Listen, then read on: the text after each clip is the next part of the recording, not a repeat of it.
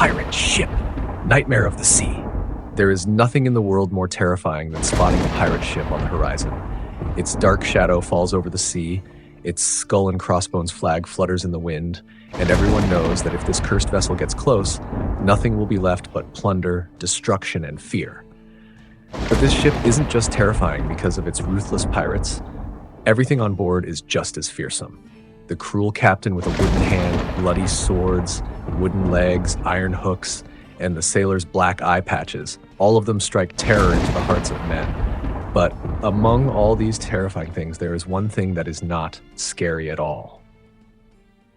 A watermelon. Of course, except for the watermelon, because it is just a helpless and unwilling passenger on this mighty ship. No one fears it, no one respects it, and no one even considers it important. The only reason it's on board is to provide water for the pirates. That means if it's lucky, it will simply be sliced and eaten. But if it's unlucky, it will be tossed overboard with a wicked laugh, crashing onto the rocks of the shore and exploding into pieces.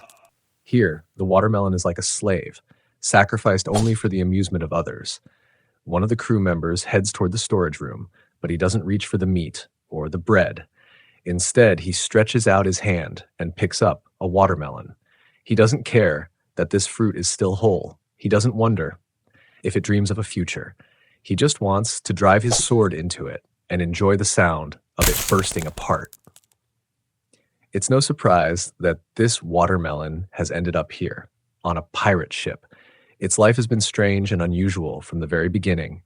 It was planted in the soil, almost like a prize for the creatures of the earth searching for a delicious dessert, a perfect snack for chickens, a luxurious treat for ants, and of course, an easy target for birds. But the story didn't end there, because the watermelon grew in a strange way. Let's look at the way a watermelon plant grows.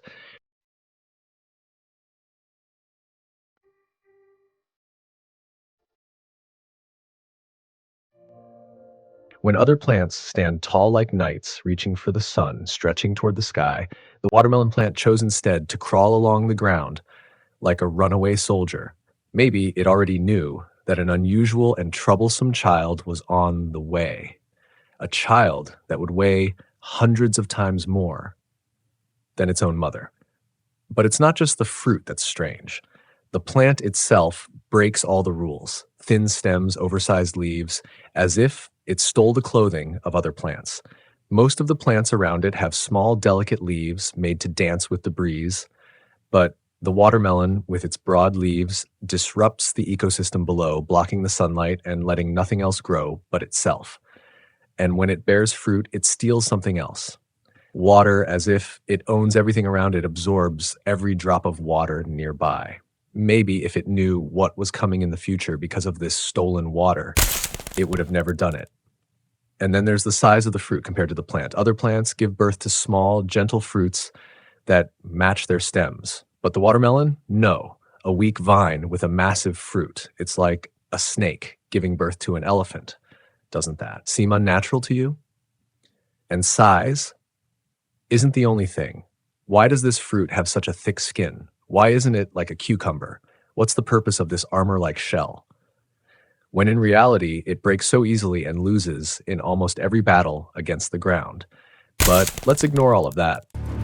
With all its strangeness, does the watermelon really deserve this fate?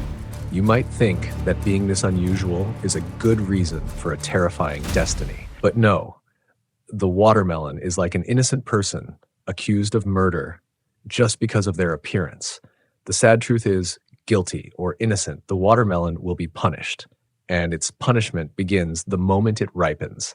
The moment of harvest, a horrific crime when the farmer approaches with a sharp knife and a big basket. The scene looks more like a nighttime massacre, like a merciless executioner. The farmer severs each watermelon from its root. Each time, his knife slices through a stem.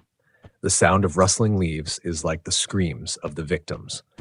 One by one, the watermelons are thrown into the basket, their bodies piling up in the corner, the watermelons hiding under the leaves, watch in terror, whispering to themselves, "No, not yet, it's too soon." But eventually, their turn comes too. The farmer lifts one up in a swift motion. The sunlight touches its tired green skin for the last time. Before it can even protest, It joins the others. What happens next? Something rare, something unusual. Even loading the watermelons onto the truck is strange. Unlike other fruits that have baskets and crates, watermelons have none. Watch these videos. As you can see, this is the normal way to load watermelons. A few men stand beside the truck, one below, near the pile of watermelons, and one on top, inside the truck. The process is simple. The watermelons must be thrown up, like basketballs. The worker below, a man with rough hands, like an Olympic athlete, picks up a watermelon. He pauses for a second, looks up, and then, with a swift motion, throws it into the air. The watermelon spins as if it is finally flying, reaching for its dreams. But no, its dream ends there. Because the man on the truck, like a skilled goalkeeper, reaches out and catches it. If he's lucky, the watermelon lands gently in his hands, joining the others.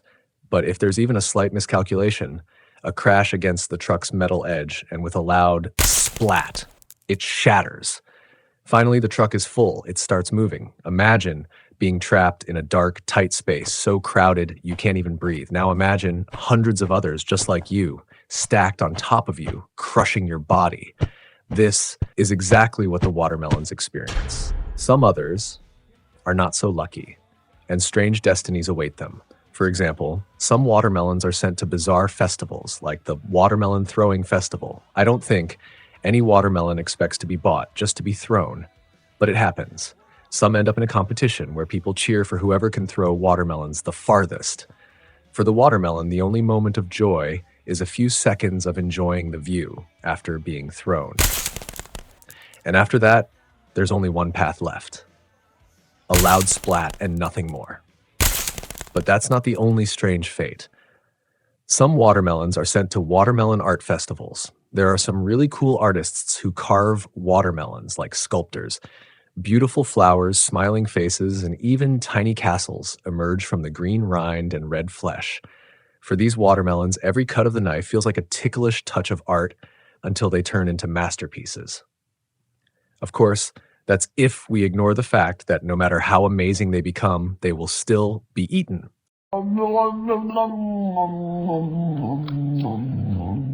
And some other watermelons end up inside huge barrels.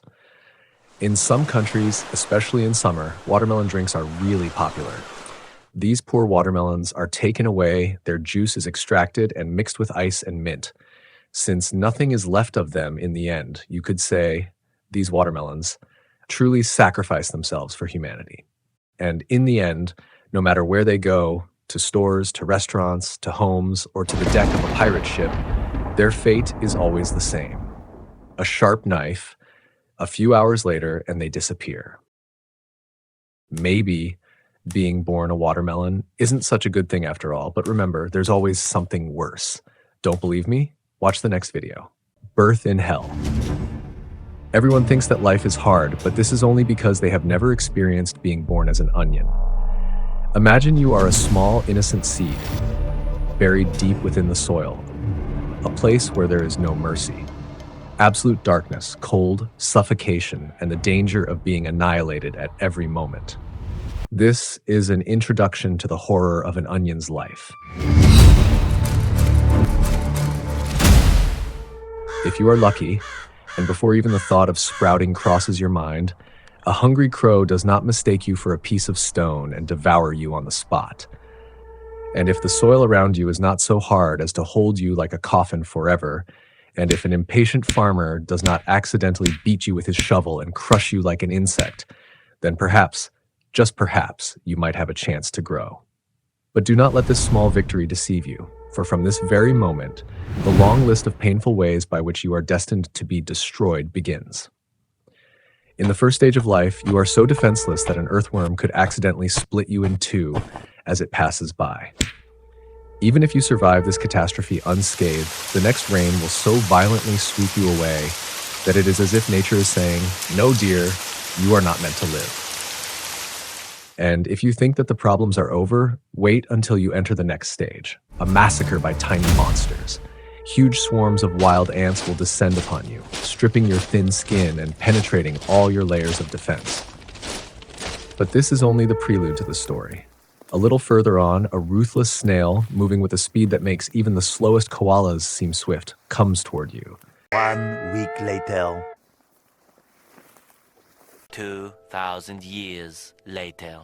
Its small, cold eyes, its devilish sneer, and its slimy, suffocating saliva are all signs of a gradual death. You cannot scream. You cannot escape. You can only sit and watch as you are devoured alive. But suppose that by some miracle you have escaped all these disasters. Your fragile sprout finally emerges from the soil and touches the first rays of sunlight. And at that very moment, a hungry wild chicken arrives and, with a wild movement, uproots you from your place and devours you. An onion's life has no mercy, but no. Let us admit that you are still alive. The heavy rain has not taken you. The birds have not plucked you. And fortunately, a curious child has not mistakenly pulled you from the ground to see, what is this? Now you enter a stage of your life that is worse than all the previous ones. The struggle to grow in a world that has officially declared war against you.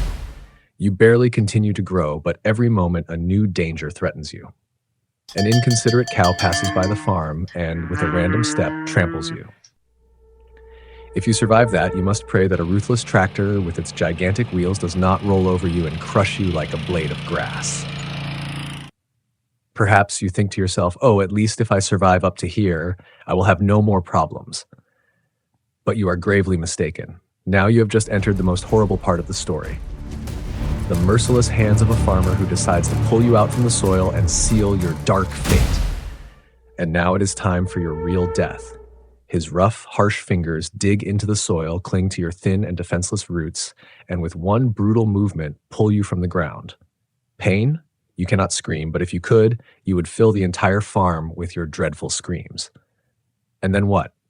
Then, without any feeling, without any respect, he tosses you along with hundreds of your kind into a tight, dark sack. Your fate has now been sealed. You are not meant to be a hero. You are not meant to survive. You are merely an onion, and that means your pain and suffering have only just begun. You and hundreds of your unfortunate kin have been cruelly confined within plastic bags, a place where you beg for air, yet there is no escape. This is no longer a farm. This is a moving prison. Suddenly, a rough and coarse hand lifts the sack from the ground, and you are violently thrown into a truck. The impact from colliding with the metal floor is so severe that you feel several layers of your skin come off. But there's no time for wailing, for this is only the beginning of a new hell. The truck moves with wild ferocity. Every bump and twist of the road is like falling from a cliff for you. One of your onion friends, who had become a bit limp, is thrown into a corner of the truck and disintegrates on the spot. The rest, unable to move even a millimeter, watch this painful scene. But what good does it do? Their turn is coming soon. After a hellish journey, the truck suddenly stops with a sudden brake. Suddenly the sacks are lifted one after another and, in the most savage manner possible, thrown onto the floor of the store. The sound of several onions being crushed under the deadly impact of this fall creates a terrifying atmosphere. But this is only the beginning of the real torture. Now you are on the shelf of a store, under the intense light of lamps that burn your skin.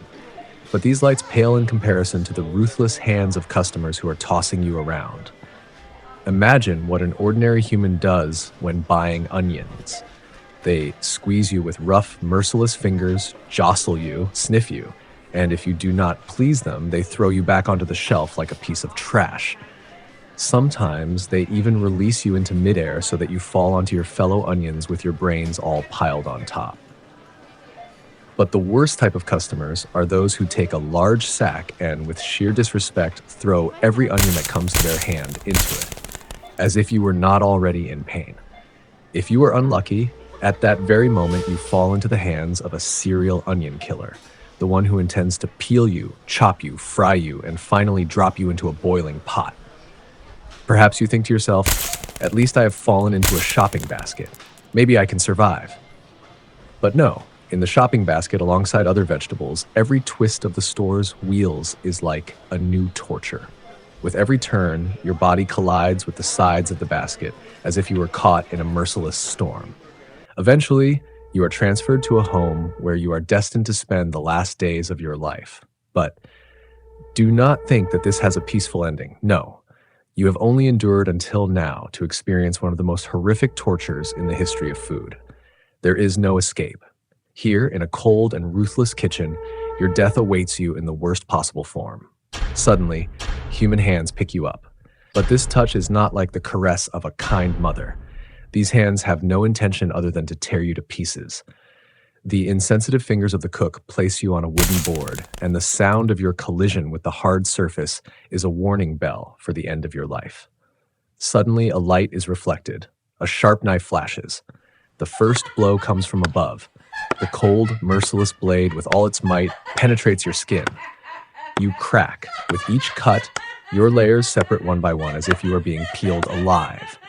You cannot scream, but if you could, the entire kitchen would be filled with your piercing screams. After this initial torture, the unfeeling cook splits you in half. One half of you falls onto the board, while the other half still counts the moments until complete destruction. But that is not enough. You must be chopped. The knife, now faster than before, comes toward you again and again.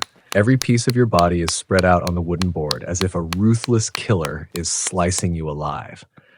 But the torture is not over yet. Now they throw you into a hot frying pan.